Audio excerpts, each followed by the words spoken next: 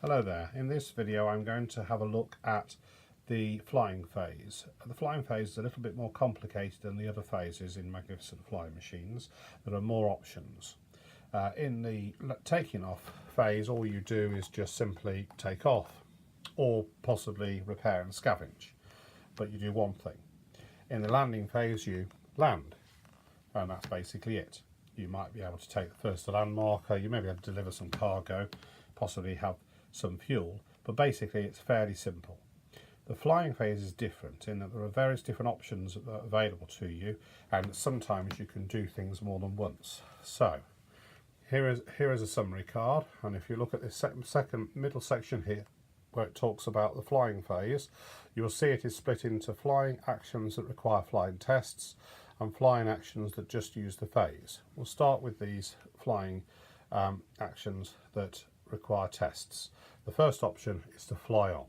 So what I'm going to be trying to do here with my monoplane that's in the air here is to fly on. I'm going to try and fly as far as I possibly can in a turn, which is up to 4 spaces. To start with, I look at the difficulty of flying. In this particular space, which is a grassed area, the difficulty is 2, increased by 1 because of the weather conditions. So I need 3 symbols. I've got the monoplane and I need 6.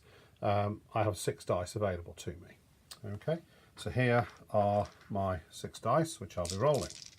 I roll 6 dice, and oh dear, I've actually only managed to roll 2 symbols. Not only that, but I've got lots of fail markers. But let's assume for the moment that I'm going to use a spare part to pass the test. So I pass the test and I move on. Now I look again at the next tile. This time it also is still a difficulty of 3. I would normally have 6 dice available, but because I've done the test once before on this particular turn, I lose a dice. So I'm only rolling 5 dice. I roll the dice and I manage to get my 3 symbols, so I'm fine, and I move on. This time I need a 2 to carry on moving.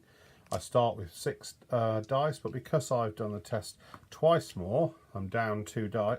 Twice before this turn, I'm down 2 dice. I'm only rolling 4. I roll 4. I get my 2. I'm fine. I carry on. Move on. And now I'm on my attempting to move through this 4th space in this turn. This is a mountain, however. Difficulty is a 4. Not so easy. I'm going to only have available to me, because I've done 3 tests before this turn, I'll be throwing away 3 dice, meaning I only have 3 dice available. So I roll the 3 dice, however, and I've only got the 1, so I've not done very well. But let's just assume for the moment that actually I managed to roll the dice and I passed the test. Okay, so that is my 4 spaces. I've moved 4 spaces. I'm now over the final airfield and I might be thinking about a landing. Now, I've gone 4 spaces this particular turn, so we now have to look at the significance of that in terms of fuel. Now, the fuel rules, again summarised on this little summary card just here, and it says that if you go just 0 spaces, you don't use any fuel. If you go 1 space, you don't use any fuel. If you go 2 spaces, you use fuel. If you go 3 spaces, you use 3 fuel. And if you go 4 spaces, you use 4 fuel. So I would have used up all of my fuel, which is fine now because I'm over the final airfield. But obviously, if I did this sort of manoeuvre earlier on in the game, I would be now having to think about a landing in order to refuel.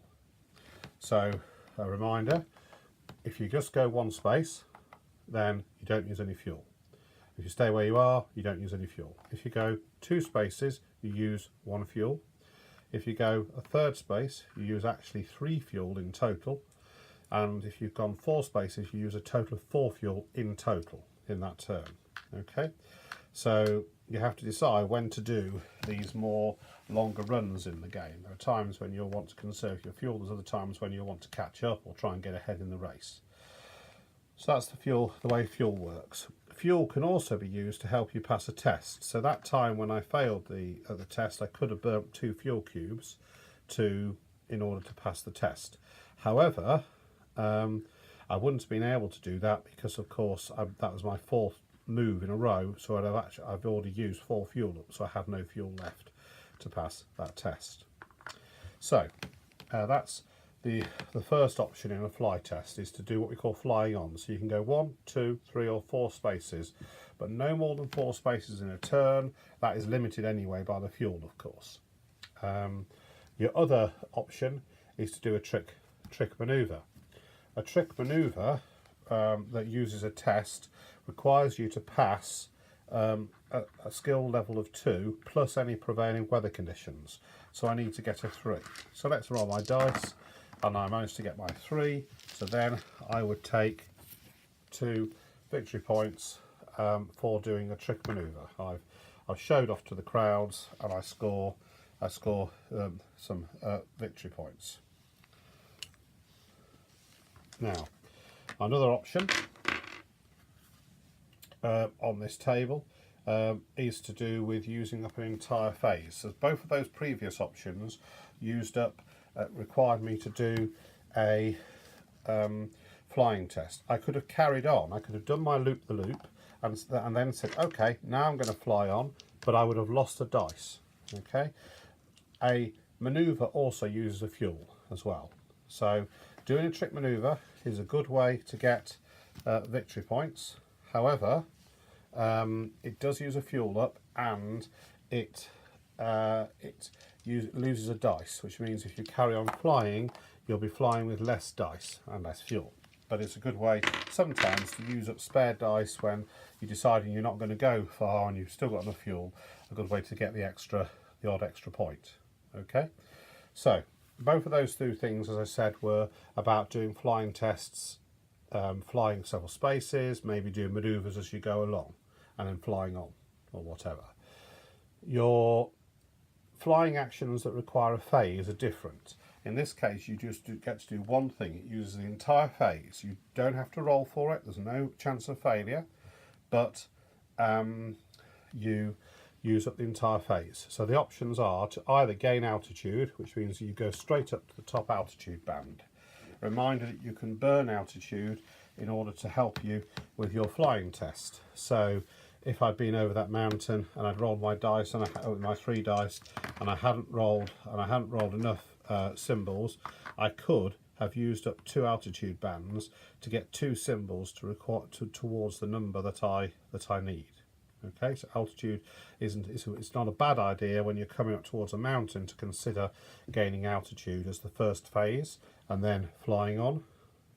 Being at high altitude also gives you the advantage that you are above the clouds. You ignore the weather. Okay, so any weather conditions you don't have to worry about. You just ignore the weather. Okay, so the final thing that requires a whole phase is to do a trick manoeuvre that uses a phase up. Now, earlier I told you about doing a trick manoeuvre where you test for it. There is another option, which is you can just say, I'm going to use my entire flyer phase to do a trick manoeuvre. You basically do a safer type of manoeuvre. You build up to it. You take your time to climb a bit. You don't just go for it. You spend a bit of time preparing it. That takes the entire phase. There's no risk of losing, and you get your 2 victory points. And you don't even have to use a fuel cube up to do that. Okay. Now the reason for that being there is it gives you an option to do something where you've got a spare phase. Perhaps you start the turn above the final airfield, and before landing, which is about the only other thing you could do, you say, okay, I'm going to use a phase do a trick manoeuvre to gain 2 points, and then I'm going to go for a landing. Okay, so those are the options in the flying phase, and we've spoken a bit there about how fuel is used. Reminder, you get fuel back either if you do a safe landing, not a bumpy landing, not a crash landing, but a safe landing. You get one fuel cube back. You can also get back a fuel cube as part of a repair and scavenge action, which is in the takeoff phase. Okay, you can get additional fuel back as part of repair and scavenge action as one of the options for the resource tokens that you are able to take in a repair and scavenge action. For more on that, just see the other video that I did. I hope this has been helpful.